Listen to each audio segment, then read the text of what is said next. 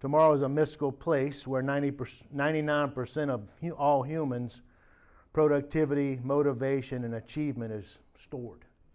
So how many people do you know that I'll do it tomorrow? I talked to my brother-in-law this morning, and I said, I know you're not working because it's raining. Why don't you just come sit in on a class? He said, well, I don't want to get involved with real estate until I know everything about real estate. We've been working together off and on for more than 20 years.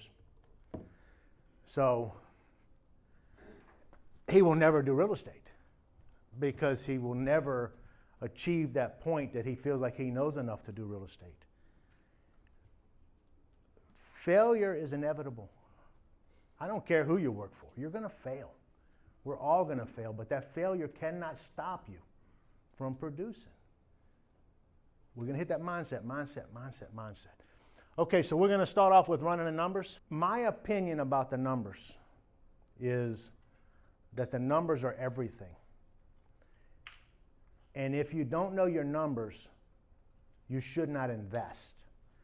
I think what people found a few years ago, throw a dart at a dartboard, no matter where you hit that dartboard, you can make money.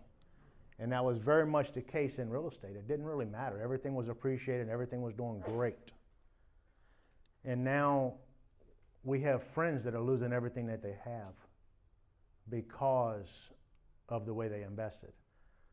I had somebody call me up 2 days ago that told me that, and I asked her, I said, how's everything going? She said, we're in the mud big time. And they are probably well over 100 million at losing right now, losses. And there's no saving it because they use bridge debt on loans at 3% interest.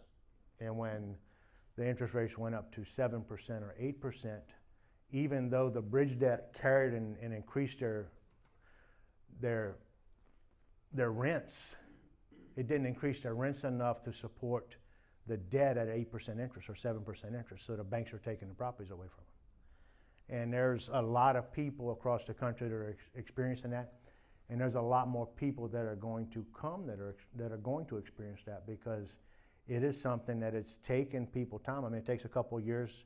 They may have a bridge debt loan for 2 years. Does anybody not understand bridge debt? So bridge debt would be, I'm going to buy an apartment complex, or I'm going to buy maybe a 10-unit townhome development because that'll put it on our level. Anyone in here could probably do that.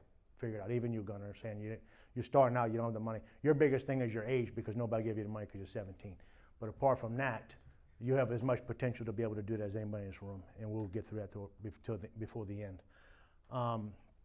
So I go buy an townhome development, and I will use an apartment complex instead of that townhome development because I bought an apartment complex. My wife and I bought an apartment complex for $900,000, Christina? For $900,000 over in South Pittsburgh, 50 units. We paid $900,000 for it. And going into it, we were going to do a quick turn and rent it. But we had somebody go do a foundation inspection on it, and they came back and told us everything was good on it. And when we got into the house, everything was rotted out. And I mean everything. We had to drop that apartment complex down to the dirt. So that could have been an instance that we lost everything on. We could have lost $2 million, we could have lost millions on that project before it was over with. But the fortunate thing is my quick turnaround on the property was I wasn't raising the rents a lot, I was going to raise it just a little. But when I did the complete gut and rehab, I was able to basically triple the rents.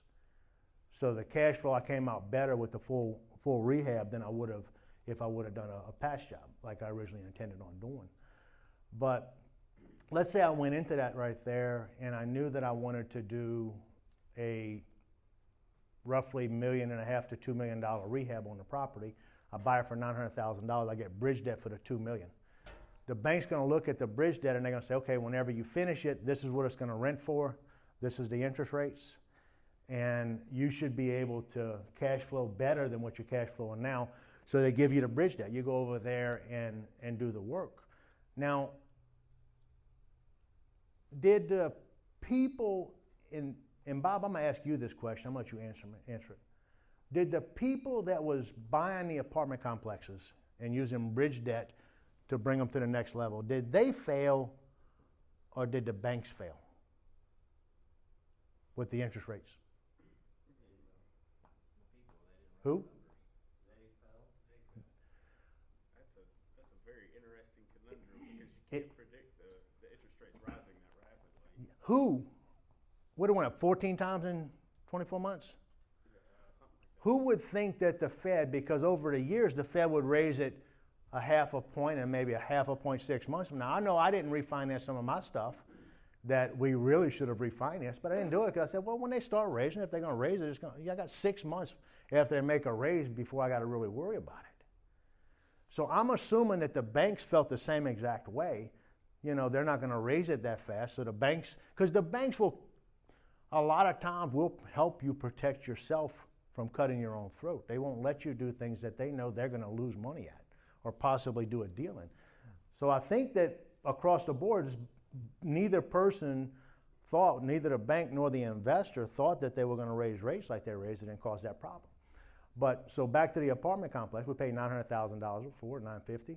We do $1.5 million, $2 million rehab in it. And now we go to refi to rehab.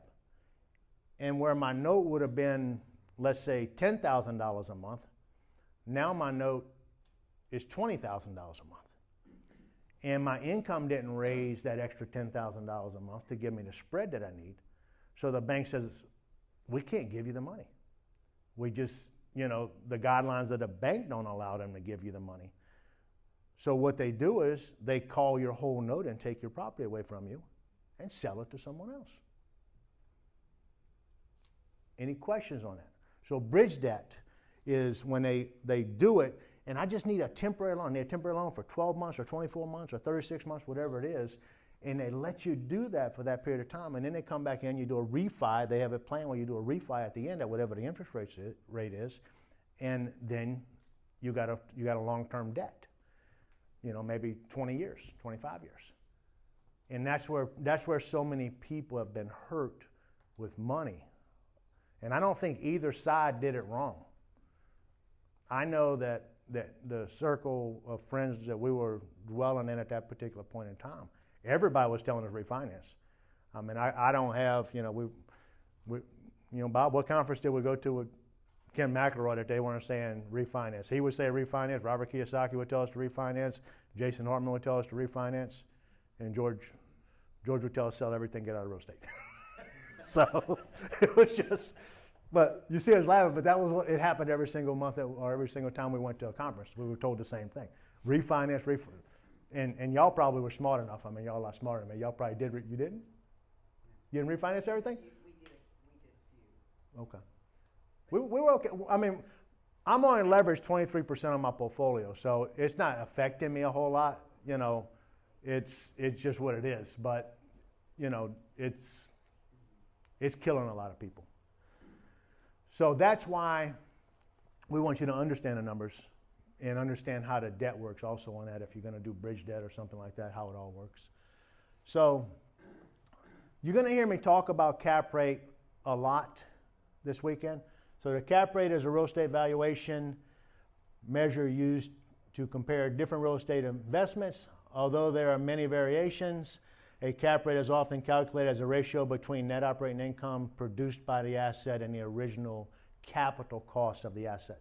So when we're talking about cap rate, yes, ma'am? Bridge loan, construction loan, can you define those? Well, I would almost call it almost the same thing. I mean, if you're getting a construction loan to build a house, you know, basically they're going to tell you got this loan for 12 months or 24 months, however long you got it for. And at the end, when the house is done, they're going to give you a long-term loan that's going to cover everything. But the final loan is not going to be at the rate that you came in the beginning. It's going to be at whatever market rate is at that time. And construction people have run into that problem too, that they did a construction loan and they finished a project. I'm always thinking from the other side, but thank you for bringing that up. But on the other side of that, the people that started and 12 months later, they're finishing up their house. Now the bank won't give them money. And this is individuals that were building houses last year before last. They finished building the house and the interest rates had went up so much, they no longer can get the loan because their income doesn't support the loan anymore. So those individuals lost their houses. And there's a lot of instances like that. Thank you for bringing that up, because I never think from, I've only ever done a construction loan one time, and it was in 1998. So that's the only time I did a construction loan. I've always built with cash since then.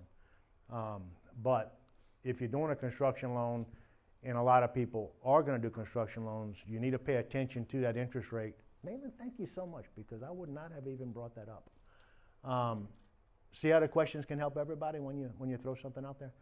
But if you are going to build a house and you're going to pull a note on it to do the construction, understand that when you do that, that when you finish that, you're going to pay for it. If you're going to hold that piece of property, you're going to get that loan at whatever the interest rate is at that particular point in time.